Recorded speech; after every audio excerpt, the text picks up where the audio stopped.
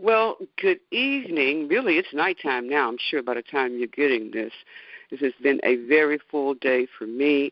I pray. Let me set my timer because I want to make sure I don't go over a certain amount of time to talk to you about this because it's a very important message that I want to share today. My baby, he's still my baby, even though he is considered a felon. Now, I want all those who are listening to me to really hear my heart. My son turned 48 today, and it brings tears to my eyes because I got a letter from him on yesterday, and I thought it was very timely for me to share with those who may be out of shame or maybe, especially clergy. They're very prone for that, to not to speak about maybe a spouse or a child or or someone like that. But some of you know the system, the way it rolls. But I thought it was good for me to give you this educational message for as much as I possibly can for what I learned today. It's very difficult for me to drive long distances without someone with me for the stress of it. Right now, I am trying to get information for those who may be going through hardships and wanted to share because of what I'm going through. But there are some things I want to share with you that you could possibly do if you are one who has a child or if you have someone who is in prison. Is what I'm talking about today in this topic in regards to prison transition for those that are in your family or friend, and parole and family support. I really wanted to share my heart about that. This is not my son's first visit here, and so there are some things I do know, but these that I think is very important to know for those who have hardships or those who are, maybe dealing with some physical disabilities or what have you. I want to first talk about why I called, because my son, I called the hardship department and asked a few questions to give you this information because he was having some situations inside the prison that was very, very harassing and, emotionally traumatizing him, even though he's a grown man. He just was letting me know it was really bad, the situation that he was going through. And, of course, as a mother, remember, they're still our children, regardless if they're adults. And so I'm speaking for that one that may be going through right now, trying to figure out where are they, if they're in the Texas jail and they've just been sentenced, and you're trying to see where are they. Well, this is what I was told because, of course, we know that once they actually leave the jail, there is a processing time. And so when I talked to the TDCJ Ombudsman's Department today, after I called the hardship office, I was told to call the Ombudsman Department to get a couple of things answered for me. And so what I wanted to share here today is, first of all, we need to know that when they're in transition from the jail, of course, when they go to the first unit, when they're going to the prison that they leave the jail, a lot of times that's not going to be their permanent place, okay? That's the temporary place until they are moved to what they call their ID permanent prison, okay? And once they get to that transitional place where they're at, that temporary place, they'll stay there up to maybe 30 to 60 days or maybe 90 days, even.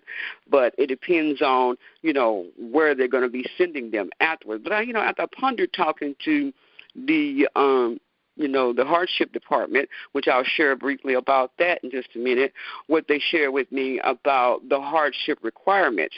One of the things you got to know is that they said that in order for a parent or a loved one who is on the visitation list that has a loved one that maybe need to be transferred for any harm done to them, or the parent is in, or the individual who are visiting them that's on the visitation list has a hardship, then it's going to have to be doctor documented, okay?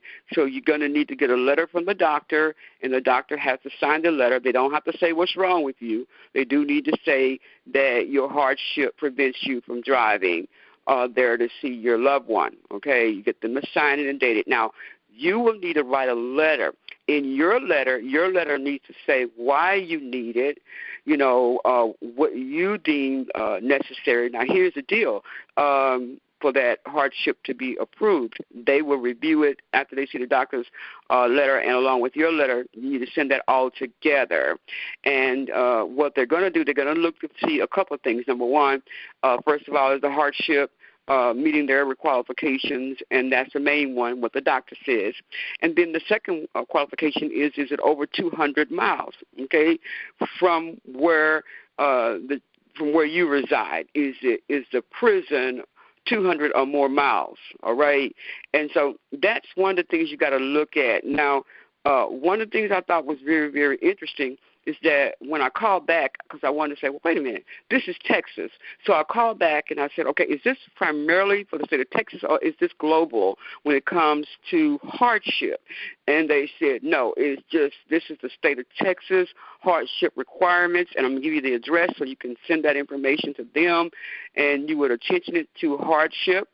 And you would say hardship transfer, and then you would put P.O. Box 99, and then you would put Huntsville, Texas, 77342. Okay? So you can rewind this because I got a lot of other information I got to try to get off here, but I want to share it really quick. So that's where you're sending your letter from your doctor, your personal letter asking for the transfer and explaining whatever you need to explain in there, the purpose, and most importantly, they're going to be looking at is the reason your doctor said you cannot make that trip, and that it has to also qualify those 200 or more miles. Okay, now, I wanted to, like I said, it has to be a relationship as far as a parent or someone like that, a family member that's going to be doing the driving coming there. I was trying to look at my notes to make sure I got everything here. Let me give you the number to the hardship department. It's 936-437-6271. Let me look at my notes and see what else I got on here. I got to make sure I give you on this part. Okay, then I started to pray, and I started to think about it, so I knew that, that would not help me any because I don't have any hardship. Neither is my son over 200 miles, okay? So I said, okay, let me see what else I need to pray about and get my team to start praying about. And so then the Holy Spirit said, now call back and find out who makes the decision. Who makes the decision once they leave the transitional place where they're in the short term in that prison where they are once they leave the jail? And so I said, okay. So I called back and I asked the question, well, who makes the decision where they're going to go? I just want to know. Well, who makes that decision, and what qualifies them to go to one prison in the state or wherever? Who makes that decision? And they said the people that make that decision is called the classification unit.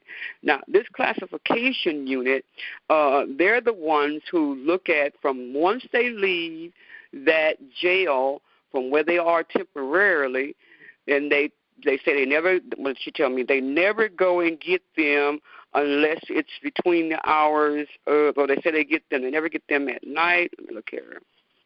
They never get them at night, so you don't have to be worried about that. They never get them at night, and they never get them, where did I put that note at?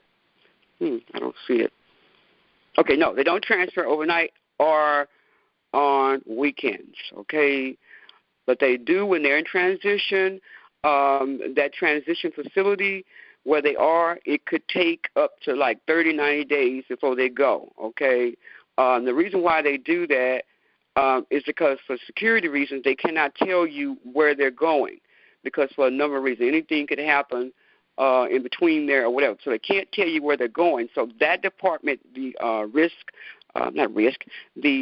like I said, the classification unit, they can't share any information. Now, what the ombudsman told me, because they said it would do no good for me to call them because they're not going to tell me anything. But what they did share with me is the same thing that they actually process. And one of the things that they process, and let me give you the ombudsman, that's O-M-B, like boy, U-D, ombudsman, O-M-B, U-D-S-M-A-N or M-O-N because I can't even see my own writing right now. Can't spell it because I'm almost out of time. But what I wanted to share is that the ombudsman department is where I talk. I talked to a very nice lady.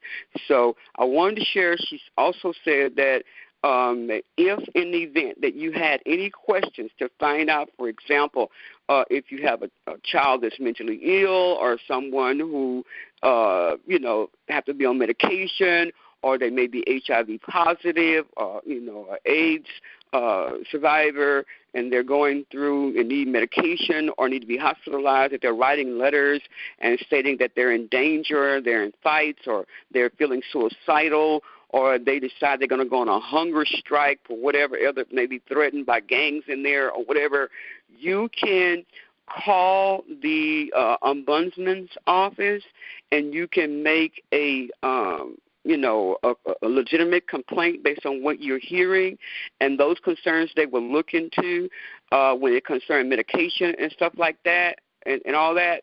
This department that's connected with them is called the Health and Mental Health Services. So if they're not getting meds or whatever like that, you will dial 936 437 4271 936 437 4271, and give all your complaints and everything there. What else did they tell me? Safety. They said that the TBCJ and the State Classifications Board, you can email them questions if you like, and you can email Ombudsman at OMB like boy, UDSMAN at tdcj.texas.gov, okay? Or you can dial the number. I think I just gave you the number. You can dial that number, and they will be able to talk to you. I think I gave you the number. No, they gave me. Oh, no, you can fax them a letter, too. That's what this is, a fax number. You can fax them at 936-437-4930, 936-437-4930. So you can fax them, write a letter, and fax them all your concerns there. One of the things that I thought was very powerful that God allowed me to be able to connect with this particular lady because she really was very, very informative and very caring. She even went as far as to say that her brother is one of the drivers that transfer them from one prison to the next. So then I knew it was God appointed for me to get that particular person to talk to me.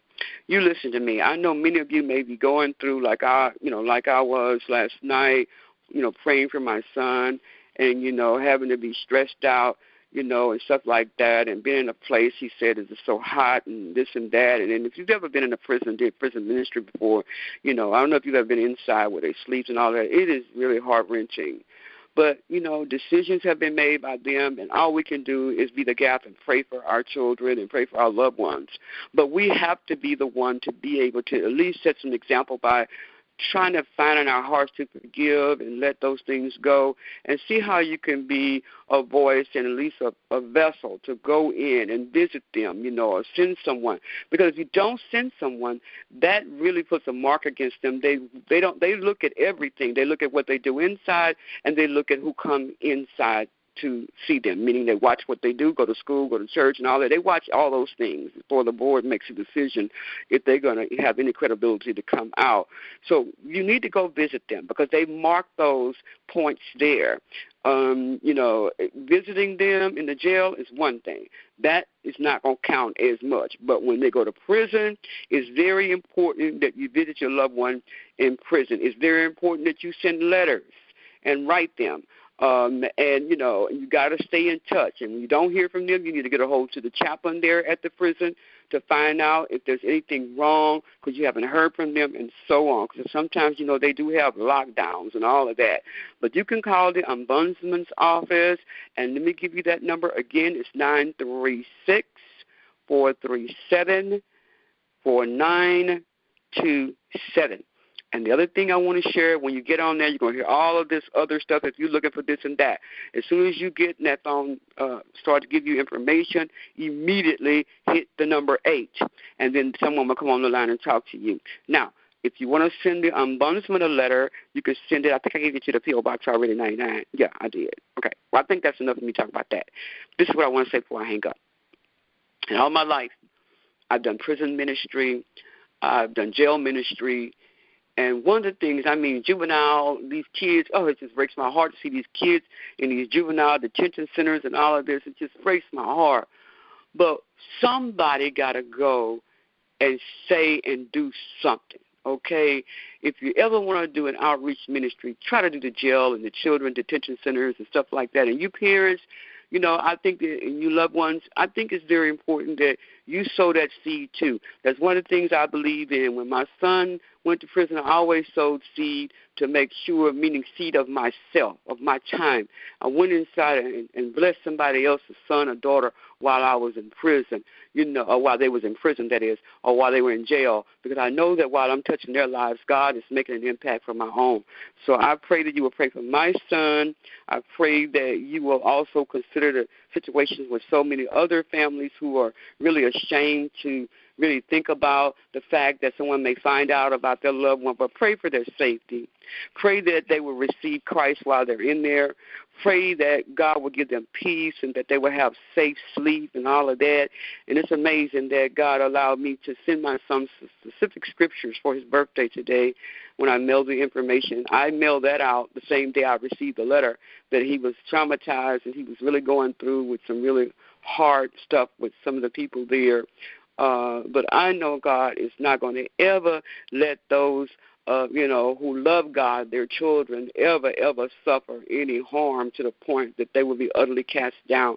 I pray that you will pray for my son. His name is Ty. Don't want to cry now. Again, I still trust God that he has my son in his hand. I just wanted to make sure I sow this seed today that you will, consider contacting these departments if you're concerned. Now, remember, if they just left the jail, they're in transition. So they'll write you, or you need to write them, or you need to call, and you can call that ombudsman office. They won't be able to tell you right away where they are until they get situated. So they'll know before the ombudsman's office knows. So you need to contact them and then the ombudsman's office. By the time they know, then the ombudsman's office will be able to look it up. But the person that will be able to tell you is TDCJ to tell you where they are. But if they're in transition, TDCJ may not going to even know. One good thing I want to share really quick, they told me that they will be in a holding cell and they will be alone. If they, stop off at one place overnight or whatever, there's my bell, stop off at one place, then they will stay there, but they will not put them in with the general public of those others that is in the prison wherever they're at when they're in transition to the prison that they're going to be what they call ID prison. That means their final destination, meaning their permanent place until they get paroled.